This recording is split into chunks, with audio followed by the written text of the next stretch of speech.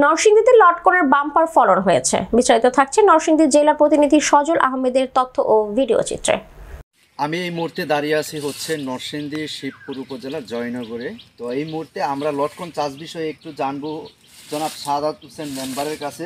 জনাব মেম্বার সাহেব, আপনি আমাদের লটকন চাষ বিষয়ে একটু যদি আমাদেরকে একটু জানাইতেন। আসসালামু আলাইকুম।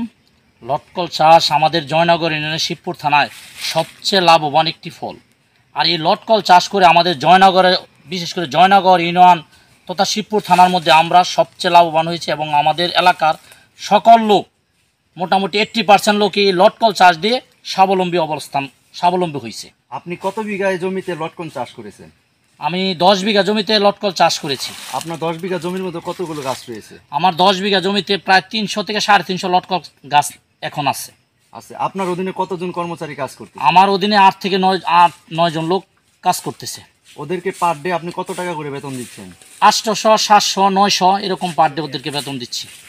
তাহলে আমরা আপনার একটু লটকন বাগানটা একটু ঘুরে দেখবো। হ্যাঁ, অবশ্যই। বাগান একটু আমাদেরকে দেখান। এই যে দেখেন, এই যে আমার লটকন গাছ, এর নিচ থেকে উপর তলাক লটকন আসে ইনশাল্লাহ। কথা বলবো হচ্ছে শ্রমিকদের সাথে।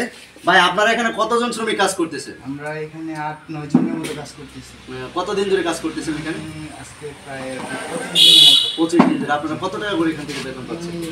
8 থেকে 900 টাকা। আচ্ছা, এর মানে আপনারা কি জনাব সাদাত হোসেন মেম্বারের এখানে কাজ করে আপনাকে স্বাবলম্বী হতে পারতেছেন?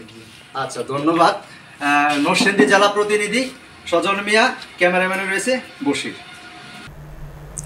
এরই মধ্যে নরসিংদীর রায়পুরা, শিবপুর, বেলাবো উপজেলার মরজাল, জয়নগর, যশোর আমলাব ইউনিয়নের বটিয়ারা, রাজাবাড়ী, জিরাহি, কামরাবো, অষ্টারী, আজকিতলা আমলাব, ওজিলাবো, ওয়ারি, বটেশ্বরে প্রচুর পরিমাণে লটকন চাষ হচ্ছে।